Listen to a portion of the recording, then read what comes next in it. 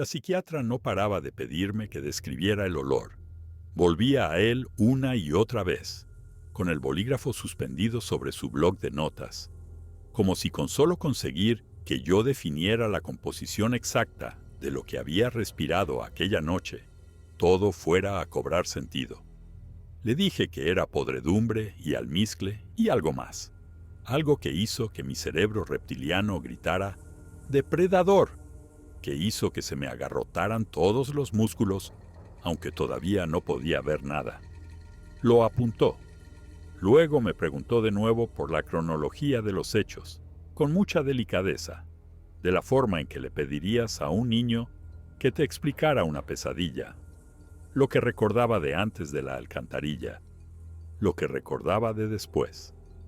El problema era lo de en medio, esas horas entre que revisé la rejilla de drenaje al atardecer y me desperté bajo las luces fluorescentes del Peace Health Southwest Medical Center, con el hombro derecho reconstruido y la espalda unida por 47 puntos. El problema era que sí recordaba lo de en medio, pero cada vez que intentaba explicar lo que había pasado en esas horas, veía cómo cambiaba su mirada. No era incredulidad, exactamente. Era algo peor. Lástima. Así que dejé de intentar que entendiera que las huellas alrededor de donde me encontraron los excursionistas no eran pruebas contaminadas, eran deliberadas, formaban círculos. Y la razón por la que encontraron mi radio a 20 metros de distancia, hecha pedazos, no era porque se me hubiera caído. Era porque algo quería asegurarse de que no pudiera pedir ayuda. Tengo que volver al principio, al por qué estaba yo allí, para empezar, a cómo una revisión rutinaria de infraestructuras se convirtió en la razón por la que no puedo dormir sin tener todas las luces de mi piso de Phoenix encendidas, por la que me desvío 12 horas de mi camino para evitar cualquier lugar con bosques primarios. Fue el 14 de octubre de 2021.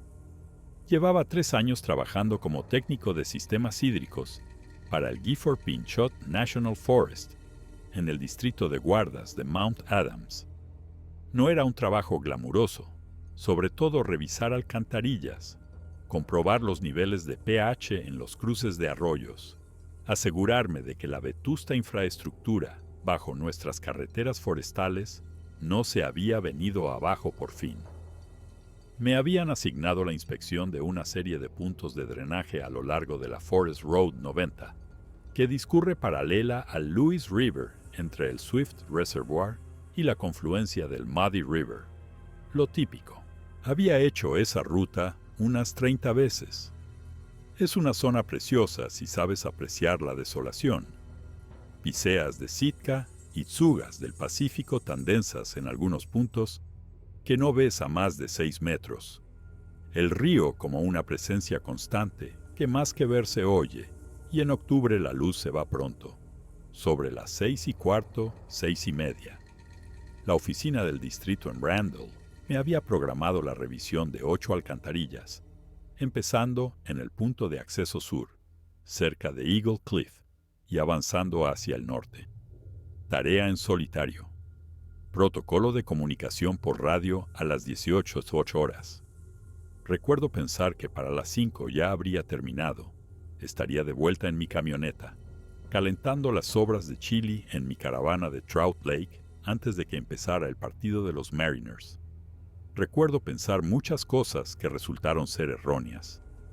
Salí del parque de vehículos del distrito a las 13:47, con la camioneta cargada con el equipo habitual: medidor de pH, tubos de turbidez, portapapeles con las hojas de inspección, linterna frontal, pilas de repuesto, radio portátil, teléfono, botiquín de primeros auxilios, spray para osos y mi Glock 20, el arma reglamentaria para el trabajo de campo, principalmente por si había osos de verdad.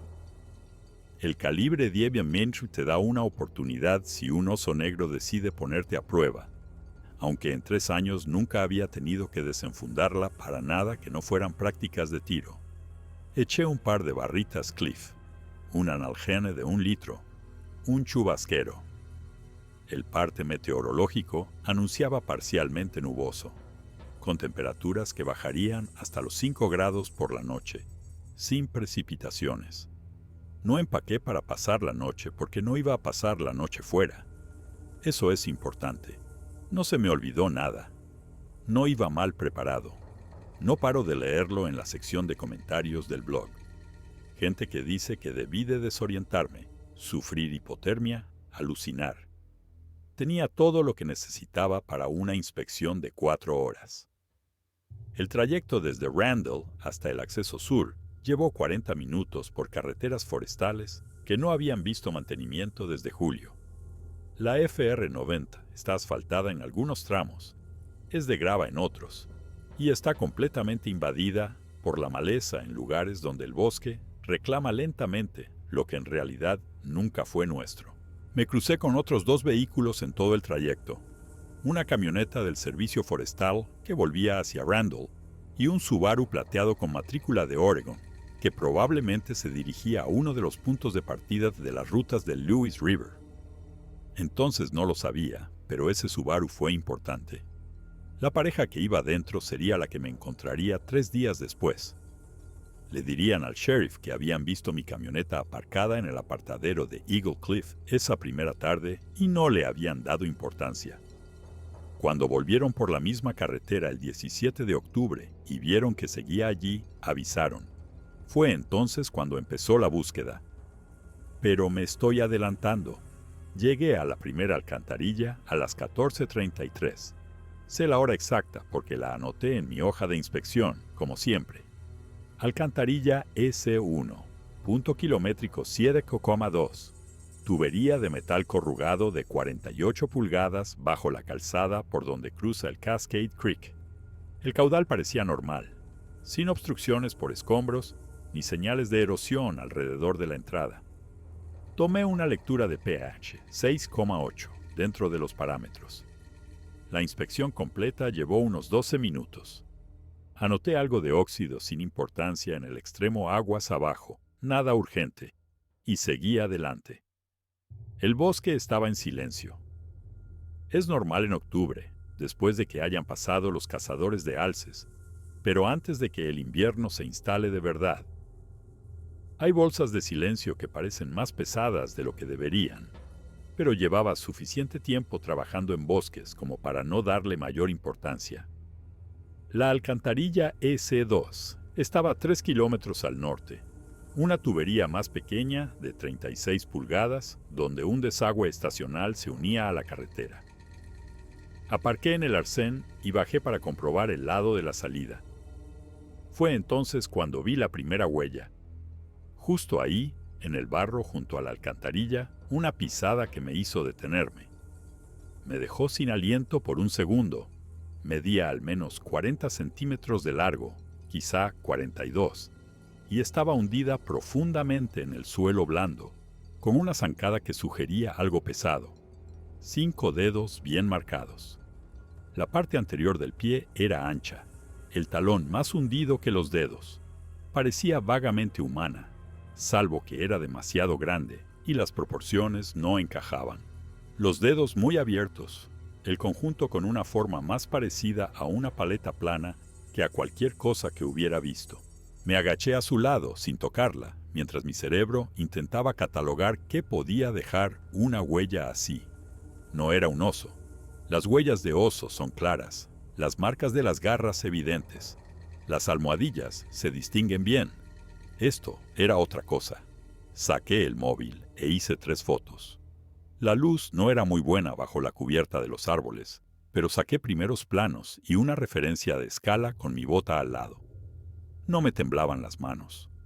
Aún no tenía miedo, solo estaba perplejo y quizá un poco emocionado, porque no trabajas en zonas silvestres sin oír las historias.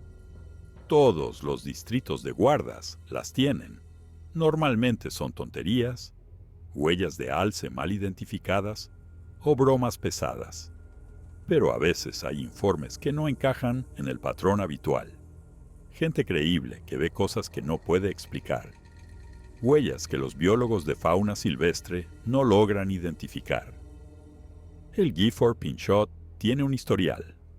El sistema de tubos de lava de Ape Cave, en la ladera sur del Mount St. Helens, debe su nombre a una tropa de Boy Scouts que afirmó haber tenido repetidos encuentros en los años 50. La zona de Yale, justo al sur de donde yo estaba trabajando, tuvo una serie de informes a finales de los 70. Conocía las leyendas, pero nunca me las había tomado en serio. Terminé de inspeccionar la S2, anoté la huella en mi registro y volví a la camioneta. Eran las 15:18. El cielo había empezado a encapotarse, con nubes bajas asentándose en los valles. Conduje hacia el norte, hacia la alcantarilla S3, que se encontraba donde la carretera sube brevemente una cresta antes de bajar hacia la cuenca del Muddy River. Fue entonces cuando empecé a fijarme en otras cosas. Ramas rotas a la altura de la cabeza en el borde de la carretera, con roturas recientes, madera verde expuesta, no gris por la intemperie. Algunas tenían casi 8 centímetros de grosor, partidas de cuajo. Reduje la velocidad escudriñando la linde del bosque, quizá daños por el viento, pero ese día no había viento. El bosque estaba en calma total. En la S3 encontré 2 huellas más, esta vez en el lado de la carretera que daba a la ladera, donde el terraplén se nivelaba en una especie de bancal natural. Mismas dimensiones, misma configuración de los dedos. Estaban en línea, en dirección noreste, hacia la espesura. Hice más fotos y esta vez medí con una cinta métrica de mi equipo. 43,80 centímetros. La zancada entre ellas era de más de 1,80 m. Lo que fuera que las había hecho era alto y se movía con determinación. Entonces noté el olor por primera vez. Tenue pero inconfundible. Un almizcle agrio que me recordó a perro mojado mezclado con basura, con algo más penetrante por debajo. Me lloraban los ojos. Retrocedí hasta mi camioneta y terminé la inspección más rápido de lo que exigía el protocolo, sin dejar de mirar de reojo a la linde del bosque. A las 16:05 ya había revisado las alcantarillas S4 y S sin incidentes, pero la luz empezaba a escasear e iba con retraso. Debería haberlo dejado, haber llamado por radio a la oficina del distrito y decirles que terminaría la ruta al día siguiente. Pero solo me quedaban 3 alcantarillas y estaban todas en un tramo de 3 kilómetros. Podía ventilármelos en 1 hora, hora y media como mucho, y aún así llegar a la comunicación por radio de las 18:00. Me dije a mí mismo que estaba siendo eficiente. La verdad es que no quería volver. Algo en esas huellas se me había metido bajo la piel, y la idea de regresar al día siguiente, de volver a adentrarme en esos mismos bosques silenciosos, me parecía peor que simplemente seguir y acabar de una vez. Llegué a la S6 a las 16:47. La luz empeoraba, esa iluminación gris y plana que dificulta la percepción de la profundidad. Esta alcantarilla era una tubería más grande, de 60 pulgadas, por donde pasa el Cust Hollow Creek, un lugar que siempre me había resultado inquietante, incluso a plena luz del día. El propio barranco es un desfiladero de laderas empinadas, ahogado por maleza espinosa y alisos. El tipo de terreno por el que no puedes moverte sin hacer ruido y acabar lleno de arañazos. El arroyo corre todo el año, alimentado por manantiales de más arriba, y siempre se oye el sonido del agua resonando en las paredes de roca. Aparqué y cogí la linterna frontal, aunque aún no pensaba usarla. La inspección aquí requería que bajara por el terraplén para comprobar el lado aguas abajo, lo que significaba perder temporalmente la línea de visión con mi camioneta. Estaba a mitad de la pendiente, agarrándome a las ramas de unas matas para mantener el equilibrio, cuando oí el golpe. Un sonido seco, de madera, como si alguien golpeara el tronco de un árbol con un bate de béisbol, pero más profundo.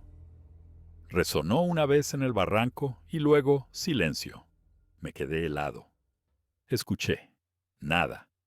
Ni pájaros, ni ardillas, ni crujidos. solo el arroyo y los latidos de mi propio corazón. Subí de nuevo a la carretera más rápido de lo que había bajado, sin llegar a correr, pero casi. Cuando llegué a mi camioneta, me quedé allí, escudriñando el bosque, tratando de ver movimiento en la luz mortecina. La temperatura había bajado notablemente. Se me empañaba el aliento. Ahí es cuando debería haberlo dejado. Debería haberme metido en la camioneta, haber vuelto a Trout Lake y haber informado de lo que había encontrado, dejar que otro terminara la ruta. Pero estaba tan cerca de acabar. Quedaban 2 alcantarillas, y el golpe podría haber sido cualquier cosa. Una rama que caía, un cazador a lo lejos. Ya había hecho fotos de las huellas. Presentaría un informe. Con eso bastaba. Inspeccioné la S6 desde la carretera. No me molesté en bajar hasta la salida. El caudal parecía bueno desde arriba. Lo registré y seguí. Eran las 17:23 cuando llegué a la S7, una pequeña tubería de 30 pulgadas por donde un manantial cruzaba la carretera. Era la penúltima. Ya casi había terminado. Encendí la linterna frontal, porque sin ella no veía lo suficiente. El haz de luz blanca trazaba un cono a través de la creciente oscuridad, iluminando troncos y helechos, pero de algún modo haciendo que todo lo que quedaba fuera del haz pareciera más oscuro, más presente. Hice la inspección en menos de 10 minutos. Anoté un caudal normal y ninguna obstrucción, y estaba volviendo a mi camioneta cuando oí algo moverse en el bosque, a mi derecha. No era el crujido de un animal pequeño. Eran pisadas pesadas, deliberadas, acercándose. Desenfundé mi Glock sin pensarlo, quitando el seguro con el pulgar.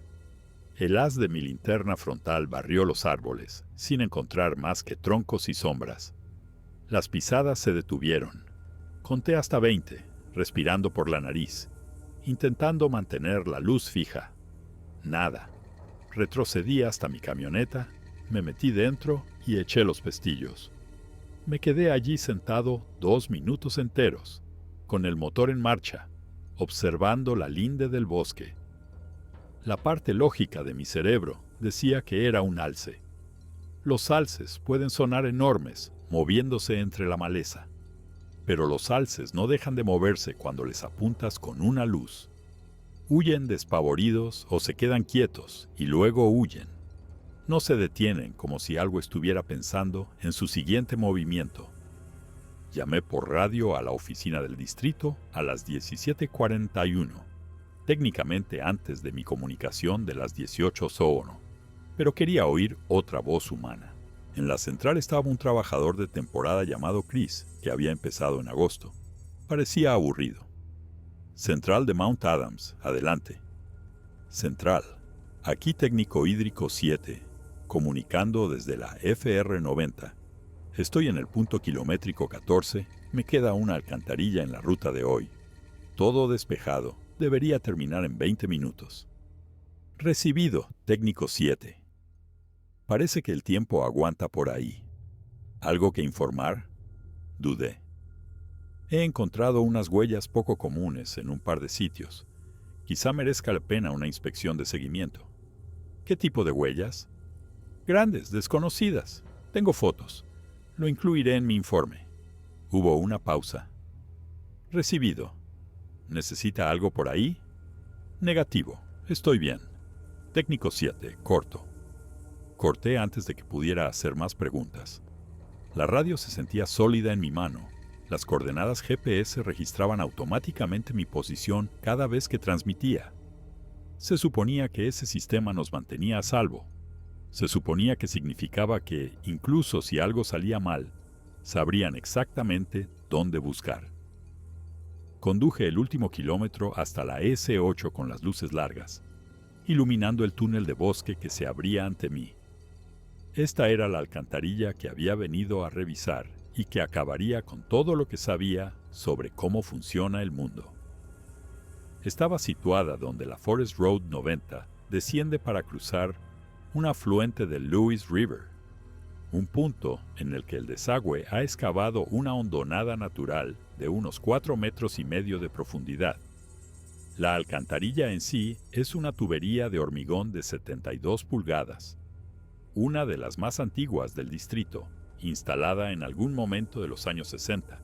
El protocolo de inspección requiere comprobar tanto la entrada como la salida, medir el caudal y buscar daños estructurales o acumulación de sedimentos. Normalmente es un trabajo de 30 minutos. Aparqué en el arcén a las 17:58. Oscuridad total ya, del tipo que solo se encuentra bajo el dosel de un bosque primario en una noche nublada. Mi linterna frontal y los faros de la camioneta eran la única iluminación en kilómetros a la redonda. Podía oír el arroyo corriendo a través de la alcantarilla, un flujo constante de agua que sonaba más fuerte de lo que debería. Cogí mi portapapeles, el kit de pH y una linterna de mano como respaldo de la frontal. Dejé la Glock en la camioneta porque necesitaba las 2 manos libres y solo iba a estar a 20 metros de distancia. Esa decisión probablemente me salvó la vida, aunque no lo parezca. El lado de la entrada parecía estar bien, sin escombros, buen caudal. El hormigón mostraba su edad, pero estructuralmente estaba sólido. Tomé notas. Hice una lectura de pH del arroyo por encima de la alcantarilla. El agua estaba tan fría que me dolía la mano. Podía ver mi aliento en el haz de mi linterna frontal. Densas nubes de condensación. Haría unos 3 grados, más frío aquí en la hondonada, donde se asienta el aire frío. Trabajé deprisa, con ganas de terminar. Una última comprobación en el lado de la salida y podría irme a casa. Crucé la carretera hasta donde el terraplén desciende hacia la salida. Fue entonces cuando el olor me golpeó de nuevo, tan fuerte que me lloraron los ojos y se me cerró la garganta. Ese mismo almizcle putrefacto, pero concentrado, reciente, como estar a sotavento de algo que acababa de estar allí. Barrí la pendiente con el haz de mi linterna frontal y las vi, huellas por todas partes. Alrededor de la salida, en el barro junto al arroyo, en el terraplén. Huellas frescas con agua todavía filtrándose en las depresiones. Algunas estaban superpuestas, como si algo hubiera estado dando vueltas, en círculos. La huella más grande que pude ver claramente medía al menos 45 centímetros de largo. Llevaba la radio enganchada al cinturón. Debería haber avisado en ese mismo instante. Debería haber vuelto a mi camioneta y haberme largado. Pero necesitaba documentar esto. Necesitaba fotos lo suficientemente claras como para demostrar que no estaba viendo cosas. Saqué el móvil y empecé a hacer fotos, intentando que la escala fuera la correcta, intentando captar la profundidad de las marcas. Ahora me temblaban las manos y no era por el frío. Fue entonces cuando oí la respiración. No era el viento, no era el arroyo. Respiración. Inhalaciones profundas y rítmicas desde algún lugar en la oscuridad, más allá del alcance de mi linterna. Me enderecé lentamente, con el móvil aún en la mano, y giré sobre mí mismo. El haz de luz barrió los árboles, la boca de la tubería, la otra orilla del arroyo. Nada. Pero la respiración continuaba, más cerca ahora. Podía oír la humedad en ella, el sonido del aire moviéndose a través de una gran vía respiratoria. Algo grande, algo muy cerca. Retrocedí hacia la carretera sin correr. Un instinto me decía que correr desencadenaría una persecución. Mi linterna captó un movimiento por el rabillo del ojo y me giré bruscamente hacia él. Había una silueta de pie entre los árboles, en la orilla opuesta del arroyo, a unos 12 metros de distancia. Alta, fácilmente 2,5 metros, quizá más, ancha de hombros. El haz de la linterna no era lo suficientemente potente como para distinguir detalles, pero podía ver el contorno, podía ver que estaba cubierto de pelo o pelaje oscuro, podía ver que no se movía, simplemente estaba ahí, observándome. No sé cuánto tiempo estuvimos así, segundos, quizá 1 minuto. Mi cerebro intentaba encajar lo que estaba viendo en categorías que entendía. Oso erguido, persona disfrazada, un tronco de árbol mal identificado. Pero nada de eso encajaba. Las proporciones no eran las de un oso. Demasiado alto, hombros demasiado anchos, brazos demasiado largos. Y respiraba. Podía oírlo claramente ahora, un sonido grave y jadeante que resonaba en mi pecho. Entonces se movió, un paso adelante, hacia el arroyo, el agua salpicando alrededor de lo que ahora podía ver que eran piernas, no extremidades traseras. Bípedo. Otro paso. El olor se intensificó, cortando el aire frío. Mi mano bajó hasta mi cinturón, donde mi radio debería haber estado al alcance de la mano, pero en su lugar mis dedos tropezaron con el clip, y ese pequeño movimiento, esa diminuta ruptura de la quietud, lo cambió todo. La cosa se abalanzó, no cargando a cuatro patas como un oso. Corrió erguida a través del arroyo, el agua estallando alrededor de sus piernas, cubriendo los 12 metros que nos separaban en quizá 3 segundos. La velocidad era imposible. Nada tan grande debería moverse tan rápido. Tuve tiempo de levantar las manos, de darme la vuelta, y entonces algo me golpeó por detrás. No desde donde había estado la cosa, desde un ángulo diferente. Eran dos. El impacto me impulsó hacia adelante, fuera del terraplén, rodando pendiente abajo. Recuerdo que mi cabeza golpeó algo duro, una roca, una raíz, y el mundo se volvió blanco de dolor. Recuerdo intentar levantarme, con las manos arañando el barro y la grava. Recuerdo un sonido como nunca antes había oído, una vocalización que era parte rugido, parte grito, que venía de algún lugar por encima de mí. Y recuerdo algo agarrándome la cazadora, la tela rasgándose, garras o manos, o algo intermedio arañándome la espalda a través de la camisa, un dolor tan agudo e inmediato que mi cuerpo se apagó y no pude gritar. No pude moverme, no pude hacer nada más que acurrucarme en un ovillo y esperar a que terminara. Pero no terminó. Había un peso sobre mí, una presión aplastante en mi hombro derecho que más tarde descubriría que era la clavícula partiéndose por 2 sitios. Había sonidos a mi alrededor, respiraciones, vocalizaciones, algo que sonaba como comunicación entre los dos, de un lado a otro, gruñidos y bufidos graves que tenían ritmo y patrón. Se estaban coordinando. Uno me sujetaba mientras el otro daba vueltas, y a través del dolor y el shock y la certeza absoluta de que iba a morir, ese único pensamiento se repetía en mi mente. Están colaborando, están decidiendo qué hacer conmigo. Esto no es aleatorio. No recuerdo haberme desmayado. No recuerdo que se fueran. Lo siguiente que recuerdo es intentar subir por el terraplén en la oscuridad sin mi linterna frontal, con el brazo derecho inútil, arrastrándome por el barro con la mano izquierda, mientras sentía la espalda como si estuviera en llamas. Saboreaba la sangre. Avancé quizá 3 metros antes de volver a desplomarme. Podía oír el arroyo. Podía oír el viento en los árboles. No oía nada más. Se habían ido. No sé cuánto tiempo estuve allí tirado. El suficiente para que el frío empezara a paralizar mis extremidades. El suficiente para que el dolor pasara de ser agudo a un latido distante. El suficiente para que mis pensamientos se fragmentaran en observaciones inconexas. Había estrellas. Podía verlas a través de los huecos en las copas de los árboles. Orión estaba en lo alto, lo que significaba que era más de medianoche. Mi móvil había desaparecido. Mi radio había desaparecido. Se me habían caído ambos en algún momento del ataque. Mi camioneta estaba en algún lugar por encima de mí, pero no podía ver sus luces. Intenté gritar, pero mi voz salió como un susurro, con la garganta demasiado seca, demasiado dañada.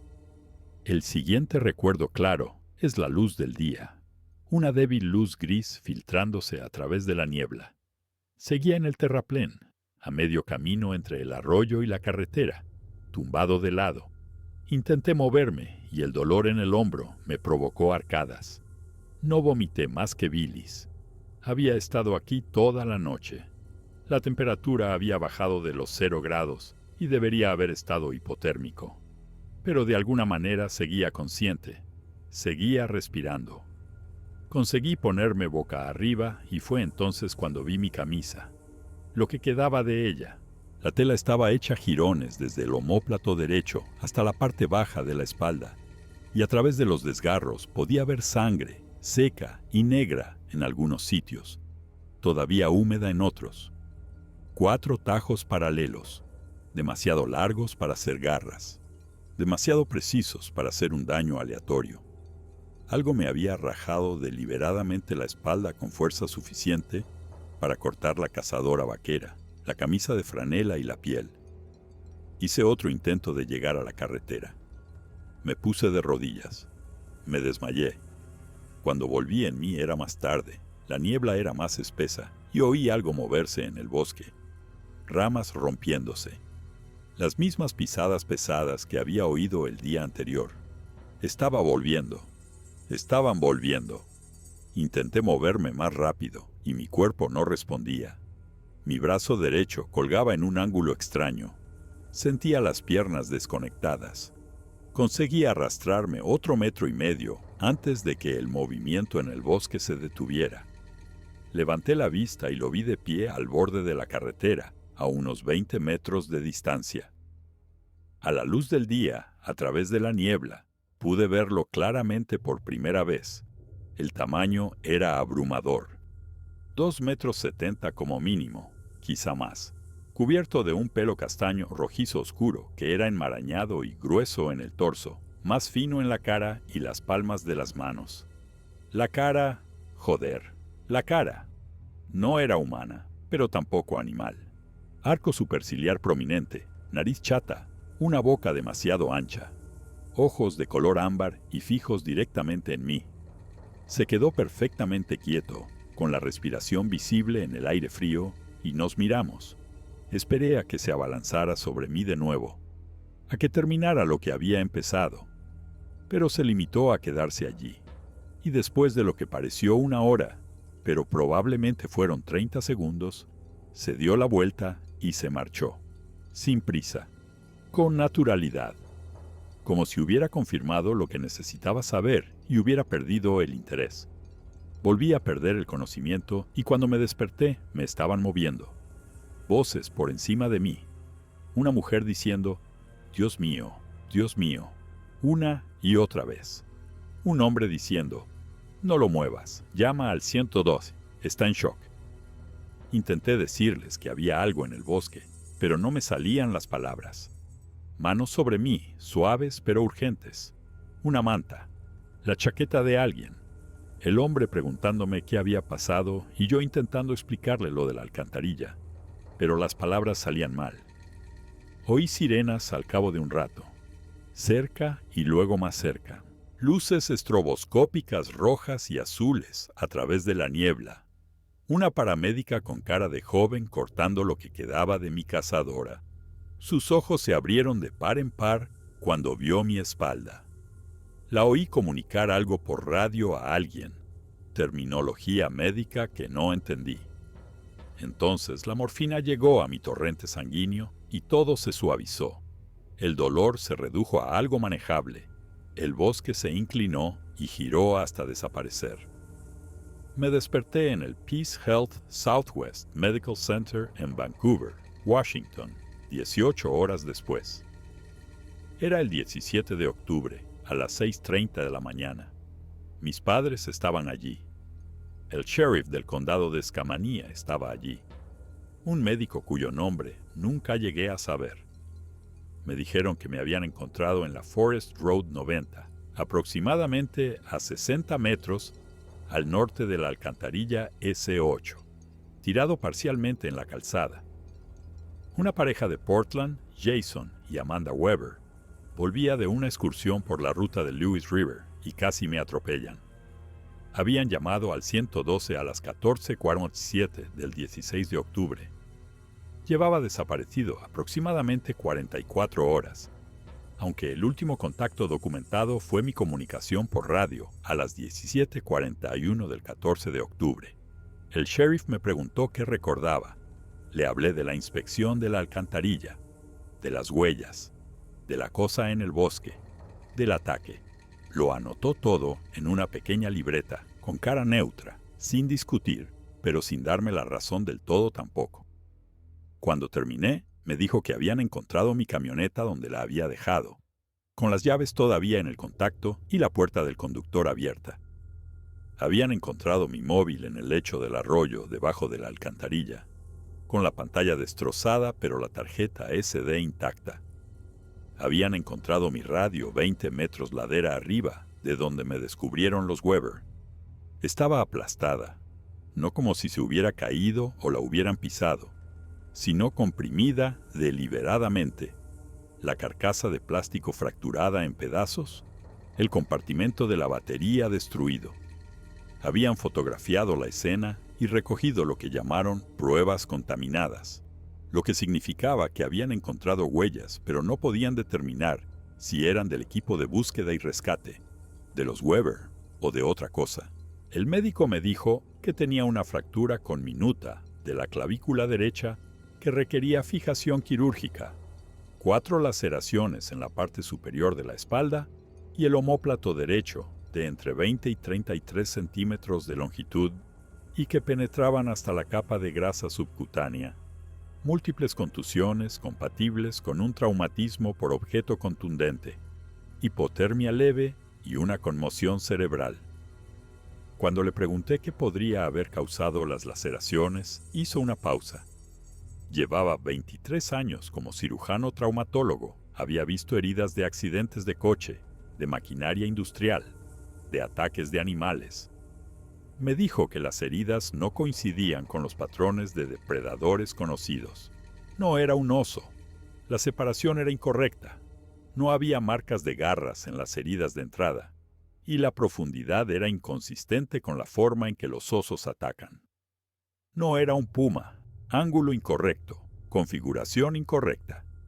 Había consultado a un biólogo de fauna silvestre del Departamento de Pesca y Vida Silvestre de Washington, que tras revisar las fotos, coincidió en que el patrón de las heridas era anómalo.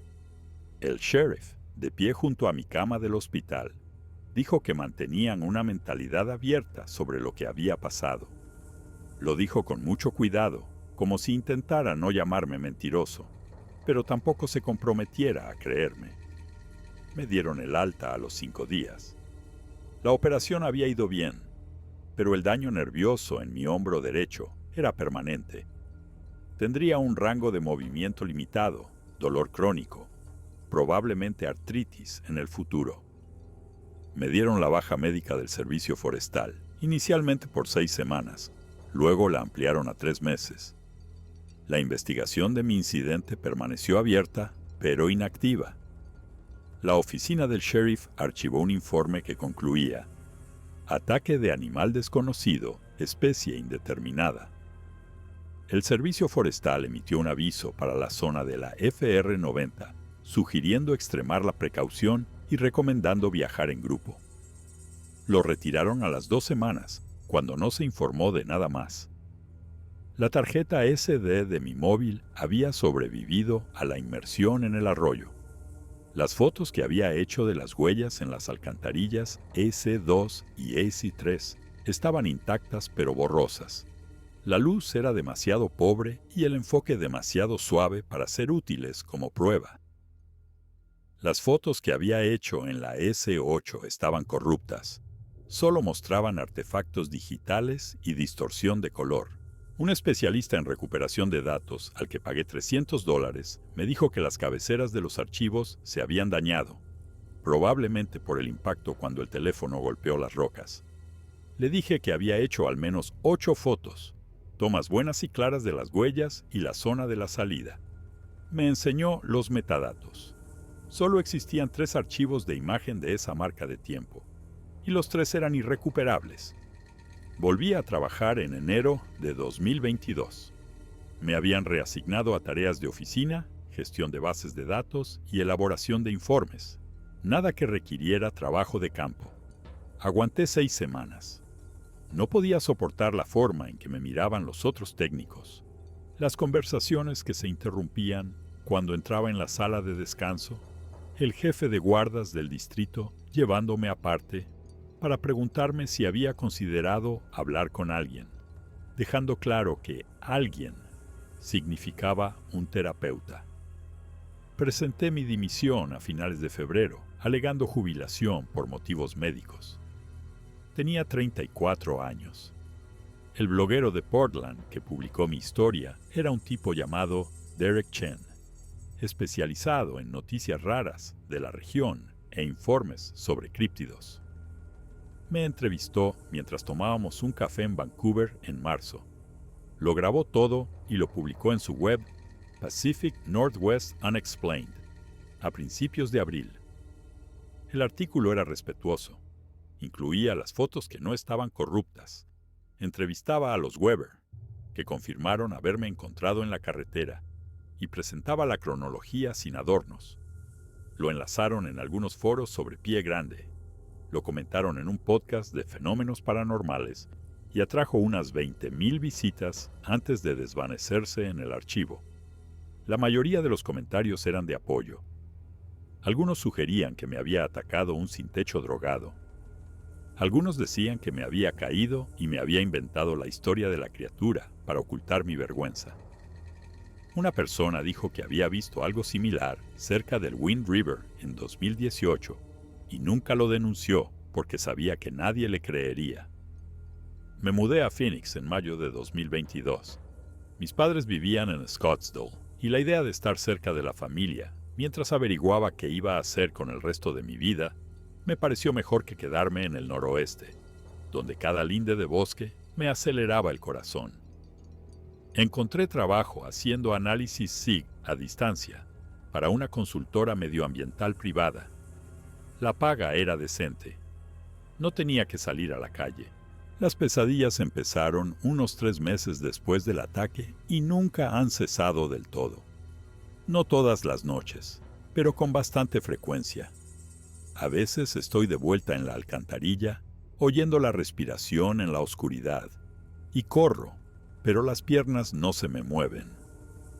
A veces estoy en el hospital, y el médico me enseña radiografías de algo dentro de mi pecho, algo que no debería estar ahí, y cuando miro hacia abajo, puedo verlo moverse bajo mi piel. A veces estoy en mi piso de Phoenix y oigo golpes secos en la madera fuera de mi ventana, 3 impactos bruscos, y cuando miro a través de las persianas, veo una silueta de pie en el aparcamiento, con los ojos de color ámbar reflejando la luz de la farola. Ya no hago senderismo, no puedo. El olor a resina de pino me da náuseas. Cancelé un viaje para visitar a unos amigos en Oregon, porque la ruta pasaba por un bosque y tuve un ataque de pánico en el coche solo de pensarlo. Voy a una terapeuta cada 2 semanas, una mujer llamada Dr. Sara Patel, que se especializa en TEPT. Me ha ayudado a entender que el trauma no sigue la lógica, que mi cerebro está tratando de protegerme de amenazas percibidas, aunque esté objetivamente a salvo en una ciudad del desierto a 2,000 kilómetros del Gifford Pinchot. Hemos estado trabajando en la terapia de exposición. Me hizo mirar fotos de bosques, luego vídeos. Se supone que el siguiente paso es visitar un parque con árboles. Todavía no lo he hecho. Hay cosas que no le conté al sheriff. Detalles que parecían demasiado extraños, demasiado específicos para incluirlos sin sonar completamente desquiciado. La forma en que las 2 criaturas parecían comunicarse entre sí durante el ataque. Esos gruñidos y bufidos graves que tenían patrón y significado. La forma en que la que me observó en la carretera al día siguiente me miró. No con la evaluación de un depredador, como un puma mide a su presa, sino con algo que parecía curiosidad o reconocimiento. El hecho de que mi radio no estuviera simplemente rota, sino sistemáticamente destruida. El compartimento de la batería aplastado por separado de la carcasa principal, como si algo la hubiera desmontado con las manos. No le dije que cuando los paramédicos me cortaron la ropa en la ambulancia, encontraron barro en mi pecho y estómago, que no coincidía con la composición del suelo de donde había estado tirado en el terraplén. Había visto los terrones caer sobre la camilla, más oscuros y arcillosos que cualquier cosa de los alrededores de la alcantarilla. Uno de los paramédicos lo había metido en una bolsa como posible prueba, pero nunca más lo volví a ver. Nunca lo vi mencionado en ningún informe. Cuando le pregunté al sheriff sobre ello durante una llamada de seguimiento, dijo que no tenía constancia de que se hubieran recogido muestras de suelo. No le dije que 3 meses después de mudarme a Phoenix, recibí un sobre sin remite. Dentro había una captura de pantalla impresa de una cámara de fototrampeo, con fecha del 15 de octubre de 2021, a las 3:47 de la madrugada. La imagen mostraba un tramo de carretera forestal que parecía ser la FR-90, aunque no podía estar seguro. En el centro del encuadre había una figura, enorme y erguida, captada en plena zancada. La resolución era demasiado pobre para distinguir detalles, pero el tamaño era inconfundible. En el reverso de la impresión, alguien había escrito a lápiz: "No eres el único". No sé quién lo envió. Llamé a la oficina de correos de Portland, donde tenía el matasellos, pero no pudieron decirme nada. Se lo enseñé a la doctora Patel en nuestra siguiente sesión y me preguntó cómo me había hecho sentir recibirlo. Le dije que me hizo sentir menos solo, pero también más aterrorizado, porque si otras personas habían visto estas cosas, tenían pruebas de ellas, y esas pruebas seguían sin cambiar nada. Seguían sin hacer que nadie con autoridad se tomara los informes en serio. Entonces, ¿qué sentido tenía todo? Hay una base de datos de personas desaparecidas que mantiene el National Park Service, que rastrea a la gente que ha desaparecido en parques y bosques nacionales.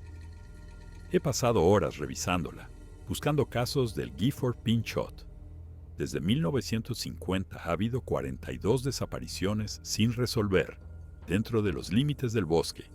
Gente que se alejó de campamentos o puntos de partida de rutas y nunca fue encontrada. Algunas de ellas probablemente tengan explicación. Excursionistas que cayeron en barrancos, se desorientaron, sucumbieron a la intemperie. Pero otras no. Como Rachel Morrison, una bióloga de fauna silvestre que desapareció en junio de 2003, mientras realizaba un estudio sobre el búho manchado en la zona de Dark Divide, a unos 25 kilómetros de donde me atacaron. Su equipo fue encontrado en su último punto de estudio. Su radio fue encontrada 3 días después, a 400 metros de distancia, aplastada. O David Chen, sin relación con el bloguero, un trabajador de mantenimiento de senderos, que desapareció en agosto de 2015 cerca del lago Taklak. Su camioneta fue encontrada con el motor en marcha y la puerta del conductor abierta. Su cuerpo nunca fue recuperado. Su compañero de trabajo dijo a los investigadores que David había mencionado haber visto grandes huellas cerca de una de sus zonas de trabajo el día antes de desaparecer. No digo que sepa lo que les pasó a esas personas. No digo que haya una conexión.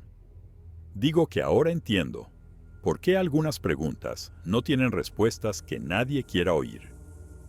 La gente de los podcasts todavía se pone en contacto conmigo, a veces. Normalmente no respondo. Hubo un tipo que dirige un programa llamado Field Reports, que fue respetuoso y persistente. Finalmente accedí a hablar con él en agosto de 2023. Lo hicimos por Zoom, yo en mi piso de Phoenix, él en su estudio en algún lugar de Colorado. Hizo buenas preguntas. No insistió cuando le dije que no quería hablar de detalles específicos del ataque. Me preguntó qué quería que la gente se llevara de mi historia. Le dije que quería que entendieran que hay lugares en este país donde la naturaleza sigue siendo genuinamente salvaje, donde existen cosas que no hemos catalogado y no entendemos. Le dije que la ausencia de prueba no es prueba de ausencia, y que la razón por la que no tenemos cuerpos o grabaciones claras no es porque estas cosas no existan, es porque son lo suficientemente inteligentes como para evitarnos, y porque viven en un terreno que es hostil y vasto y en gran parte inexplorado. Le dije que mi historia es una de cientos, quizá miles, de encuentros similares que se desestiman, porque la evidencia física nunca alcanza el umbral que la ciencia exige. Pero eso no hace que las experiencias sean menos reales para las personas que las vivieron. Me preguntó si alguna vez volvería. Le dije que no. El episodio se emitió en septiembre. Tuvo bastantes descargas.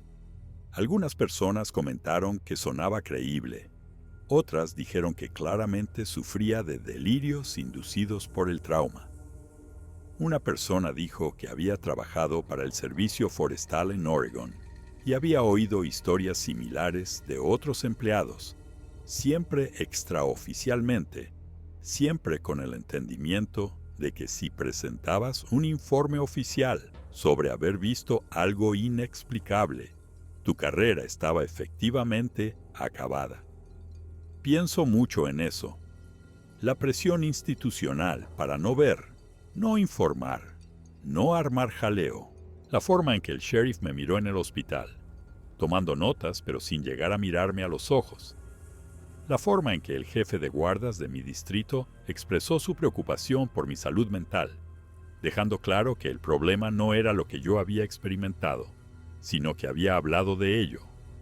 La forma en que el artículo de Derek Chen desapareció de la primera página de los resultados de búsqueda en un mes, sepultado bajo miles de otras historias de pie grande y bulos y fotografías borrosas.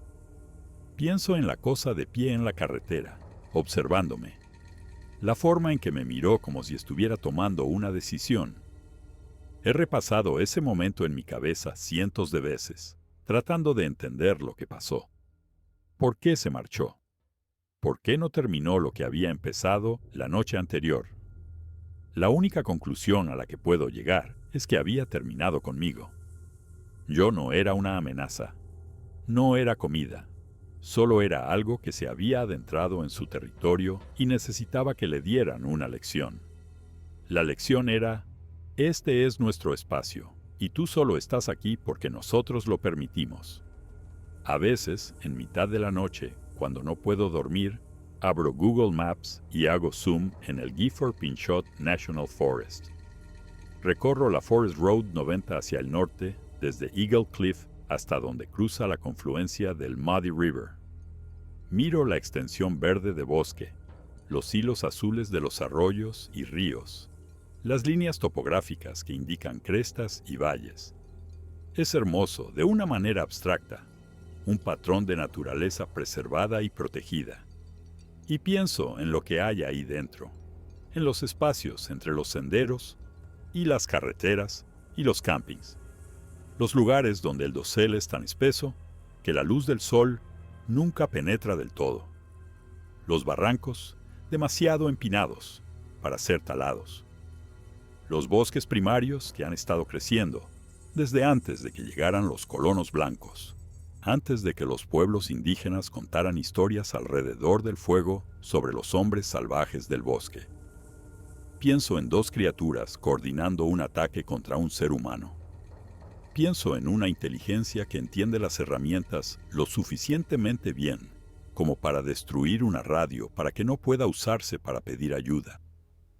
Pienso en una especie que ha aprendido a evitar las cámaras de fototrampeo y las imágenes térmicas, que deja huellas, pero nunca suficientes, que ha sido vista por miles de personas durante décadas, pero nunca fotografiada o capturada con claridad. Y pienso en cómo ese nivel de evasión requiere no solo astucia animal, sino algo que se acerca al pensamiento estratégico. La doctora Patel me preguntó hace poco si he encontrado algo de paz con lo que pasó. Le dije que he encontrado una forma de acomodarme. He aprendido a vivir con ello. El dolor en mi hombro es manejable con medicación. Las cicatrices de mi espalda son gruesas y rugosas, pero han sanado. Los ataques de pánico son menos frecuentes. Puedo funcionar. ¿Pero paz? No. ¿Cómo puedes hacer las paces con el conocimiento de que el mundo contiene algo que no debería existir? Algo que toda autoridad institucional insiste en que no es real, y que tú lo has tocado, has sido tocado por ello, has sido marcado por ello permanentemente. Estoy escribiendo esto ahora porque Derek Chen se puso en contacto conmigo el mes pasado. Va a cerrar su blog, a pasar a otros proyectos. Quería saber si estaba bien mantener mi historia en el archivo o si prefería que la borrara. Le dije que la mantuviera, que se quedara ahí. Quizá alguien más que haya pasado por algo similar la encuentre y se sienta menos solo. Quizá alguien que planee hacer trabajo de campo en el Gifford Pinchot lo lea y decida llevar a una persona extra, o reconsidere trabajar en solitario en zonas remotas. Quizá no importe en absoluto, pero quiero que conste en acta, por pequeña que sea la forma en que una entrada de blog cuenta como acta. Quiero que quede documentado que el 14 de octubre de 2021 fui a revisar una alcantarilla en la Forest Road 90 en el distrito de guardas de Mount Adams del Gifford Pinchot National Forest. Encontré huellas que no pude identificar. Fui atacado por algo que no puedo explicar.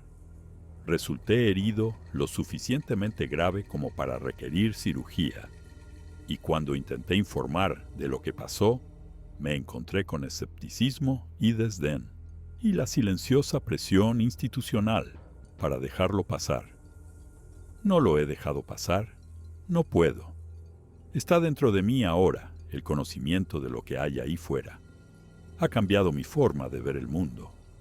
Solía pensar que la naturaleza era neutral, peligrosa de la misma manera que el tiempo, el terreno o la fauna. Son peligrosos, pero fundamentalmente indiferente. Ahora sé que no es así.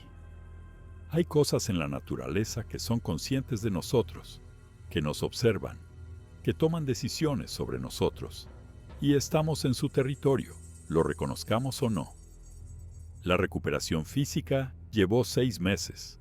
La recuperación psicológica está en curso, probablemente de por vida. Algunas noches son peores que otras.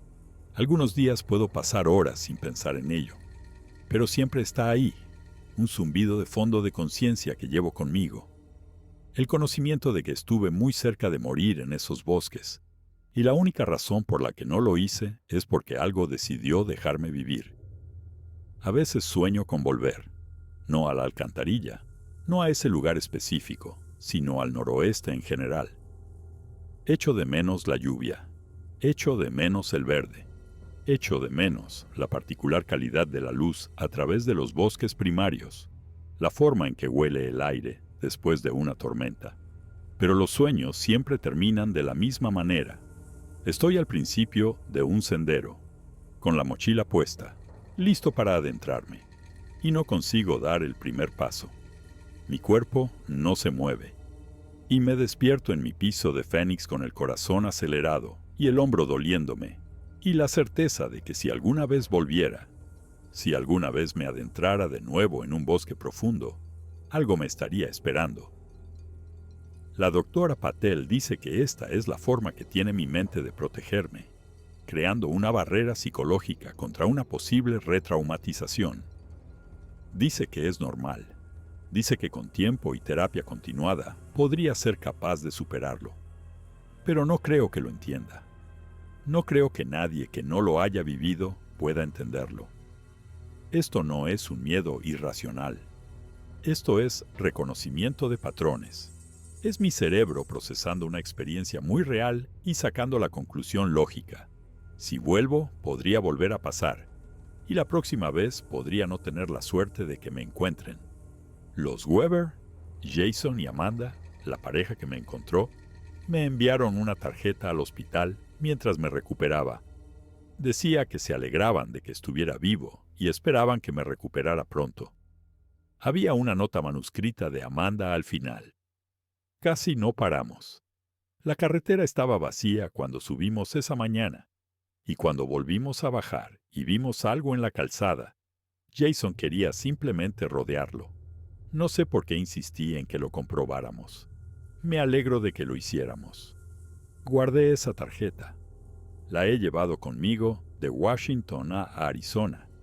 Está en un cajón de mi escritorio y a veces, cuando la duda se apodera de mí, cuando me pregunto si exageré lo que pasó, si lo estoy recordando mal, si tal vez todos los escépticos tienen razón y simplemente me caí y me confundí, la saco y la leo.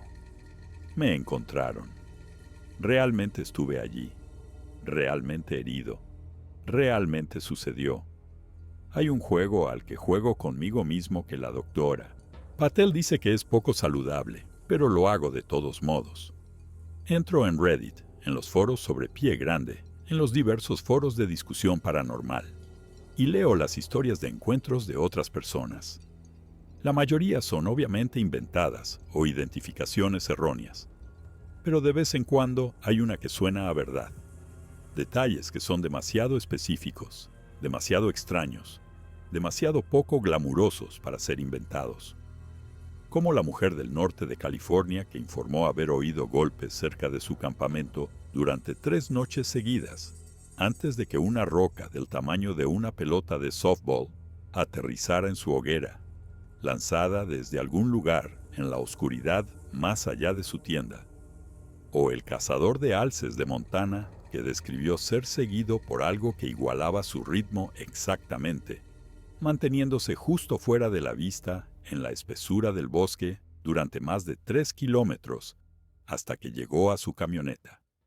O el bombero del Servicio Forestal de Idaho, que vio algo enorme cruzar un cortafuegos por la noche, erguido y deliberado, sin inmutarse por las llamas. Nunca comento en estas publicaciones. Nunca me pongo en contacto con estas personas, pero leo sus historias y reconozco las mismas notas que hay en la mía.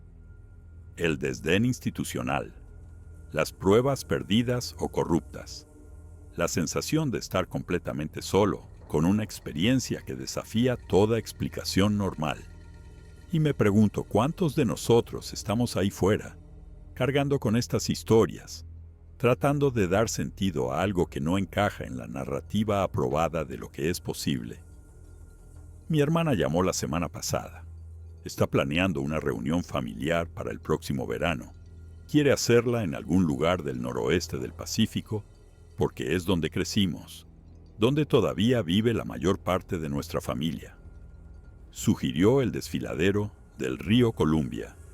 Quizá alquilar una cabaña grande, hacer algo de senderismo. Le dije que no podría ir, insistió. Han pasado 3 años. ¿No crees que es hora de superarlo? ¿No es un poco extremo evitar toda la región? No supe cómo explicarle que no se trata de superarlo. Se trata de respetar lo que aprendí. Fui a esos bosques pensando que los entendía, pensando que con el equipo adecuado y la formación adecuada estaba a salvo. Salí de ellos sabiendo que me había equivocado, sabiendo que la seguridad era una ilusión, sabiendo que se me había permitido sobrevivir. Eso no es algo que se supera, es algo que integras y dejas que te remodele. Le dije que me lo pensaría. No iré, pero lo pensaré. Imaginaré cómo sería conducir hacia el norte desde Phoenix, a través de Nevada y Oregon, viendo cómo el paisaje cambia de desierto a bosque de pinos. Imaginaré salir de la I-84 en Hood River, oler de nuevo ese aire húmedo y verde, ver los picos volcánicos en el horizonte. Imaginaré estar bien con ello, ser capaz de disfrutarlo como solía hacerlo. Es una bonita fantasía. Seguirá siendo una fantasía. La indemnización de la reclamación por accidente laboral del Servicio Forestal llegó en enero de 2023. Suficiente para cubrir mis facturas médicas y proporcionar un pequeño colchón mientras averiguaba mi próximo paso profesional. No hubo admisión de responsabilidad, ni reconocimiento de que tal vez deberían haber exigido el sistema de trabajo en pareja para el trabajo de campo en zonas remotas, o mejores protocolos de emergencia para los técnicos en solitario. Solo un cheque y un formulario de descargo. Lo firmé. Ingresé el dinero. Intenté no pensar en lo que significaba que el coste de mi experiencia pudiera cuantificarse y cerrarse con papeleo. Todavía tengo las fotos de mi móvil que sobrevivieron. Las tomas borrosas de las huellas en la S2 y la S3. Las he hecho analizar por 3 expertos diferentes en rastreo de vida silvestre. Se las he enviado a un primatólogo de la Universidad Estatal de Arizona. Las he publicado en foros especializados. El consenso es frustrantemente vago. Bípedo grande desconocido. Posiblemente un oso erguido, pero las proporciones son atípicas, de talla insuficiente para una identificación definitiva. Un experto, un rastreador que ha trabajado con comunidades indígenas en el noroeste, me dijo extraoficialmente que había visto huellas similares antes. Dijo que el pueblo Salish tiene nombres para lo que las hace. Tiene historias que se remontan a siglos. Dijo que la negativa de la ciencia occidental a reconocer lo que está documentado en diferentes culturas y épocas dice más sobre nuestras limitaciones epistemológicas que sobre lo que realmente existe. Luego me pidió que no le atribuyera la cita porque está pendiente de una plaza fija y no puede permitirse el daño profesional. Esa conversación se me quedó grabada. La idea de que hemos construido estos marcos rígidos para lo que cuenta como conocimiento, lo que cuenta como evidencia, y todo lo que no encaja se descarta sin importar cuántas personas lo informen, cuán consistentes sean los informes, cuán detalladas las observaciones. Pienso en todos los avistamientos del noroeste del Pacífico, miles de ellos que se remontan a más de 100 años, de leñadores y excursionistas y cazadores y científicos, todos desestimados porque no tenemos un cuerpo, como si la ausencia de un cadáver anulara cada testimonio, cada huella, cada muestra de pelo que resulta ser de un primate desconocido. Ya no estoy resentido por ello. Lo estuve durante mucho tiempo.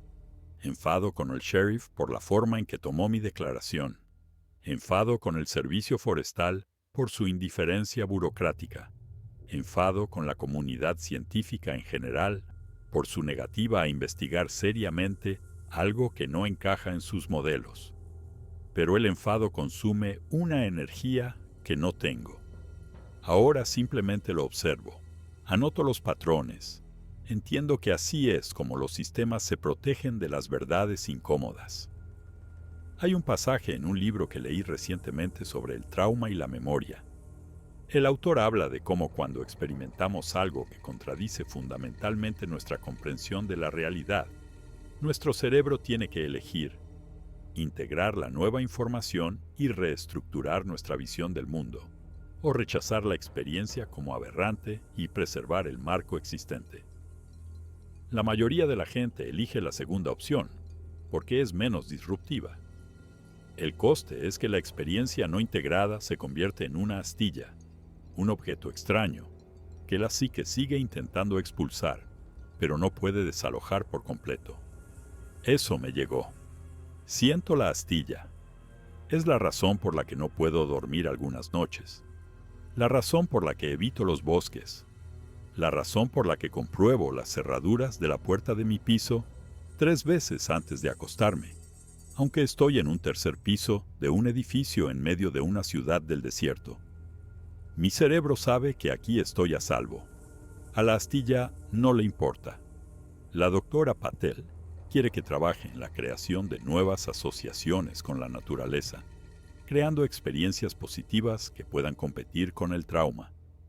Sugirió que empezara con algo pequeño, un jardín botánico, tal vez, o una reserva natural local con senderos anchos y mucha otra gente alrededor.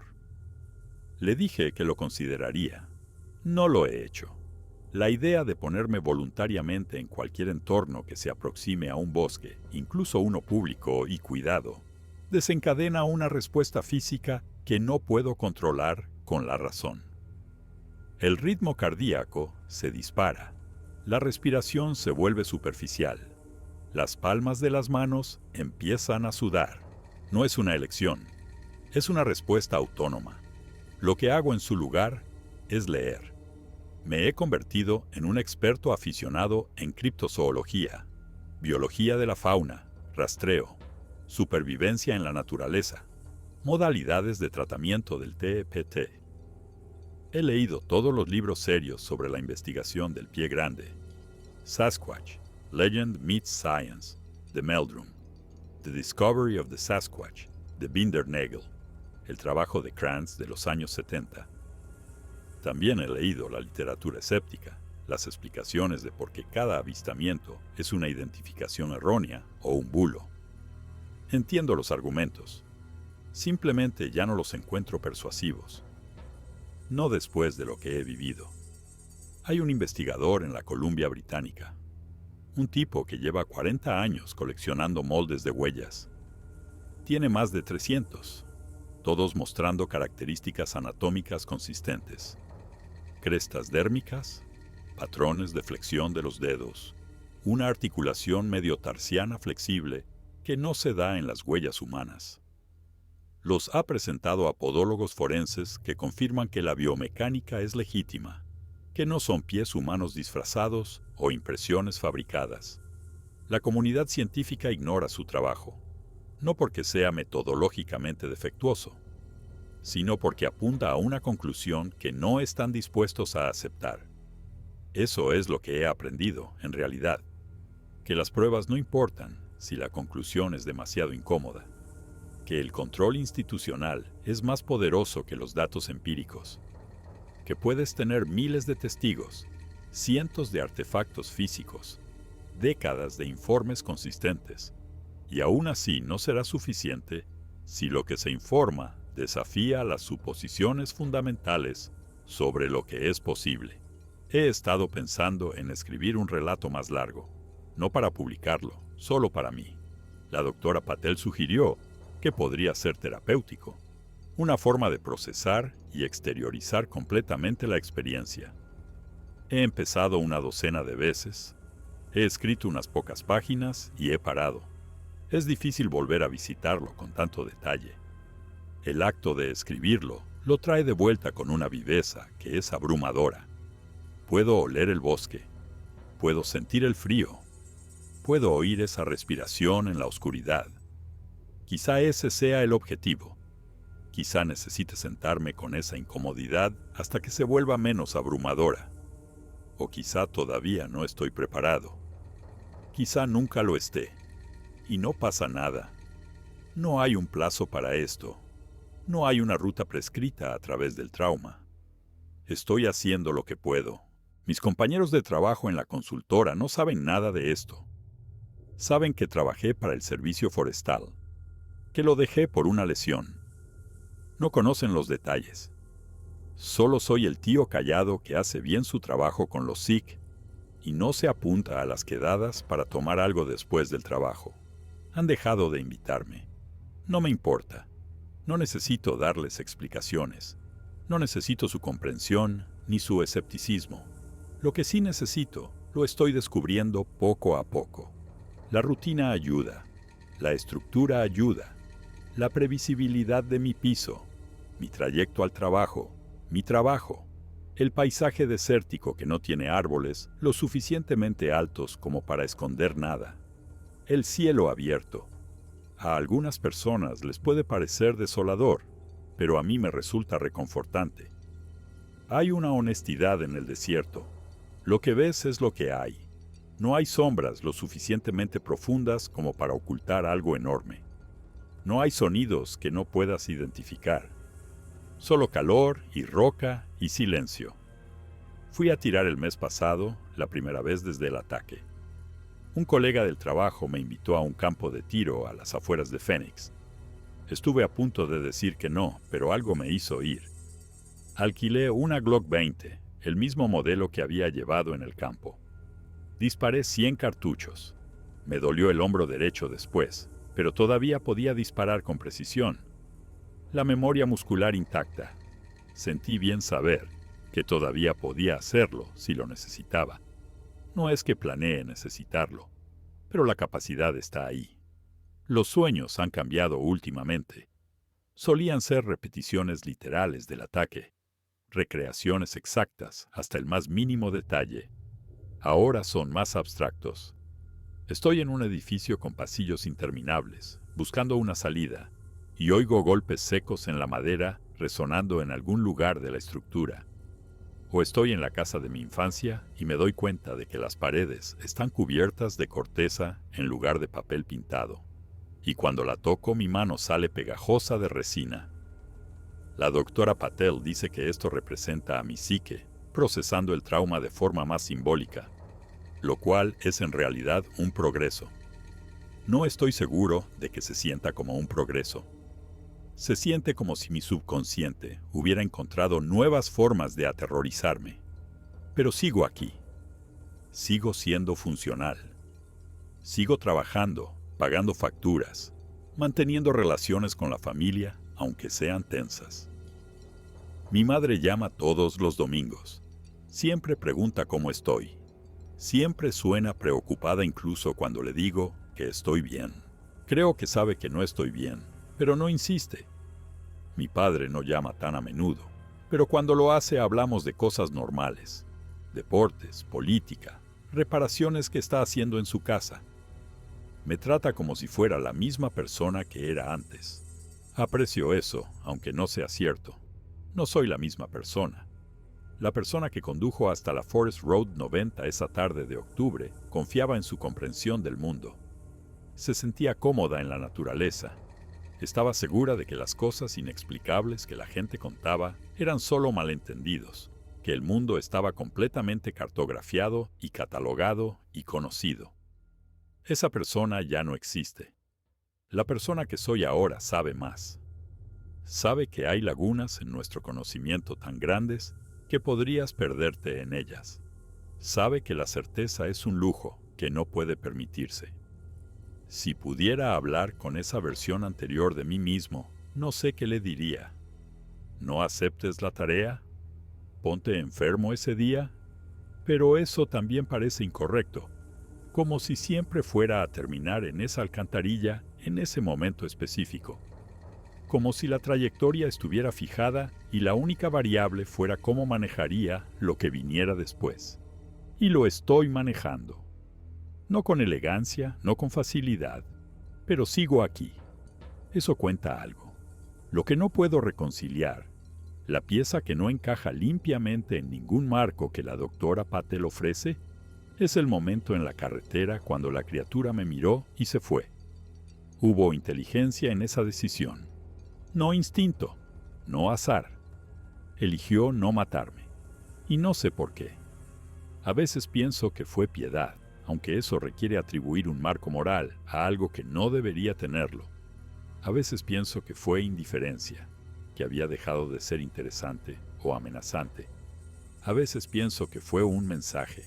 Se me permitió vivir para que pudiera contar a otros lo que pasó, para que pudiera sacar este conocimiento del bosque y añadir mi voz a las miles de otras que han intentado advertir a la gente. Y todos somos ignorados, desestimados, marginados. Entonces, ¿cuál era el objetivo?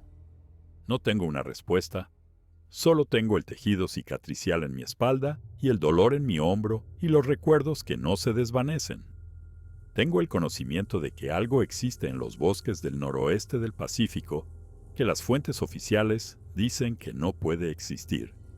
Y tengo el resto de mi vida para averiguar qué hacer con ese conocimiento. Por ahora estoy en Phoenix.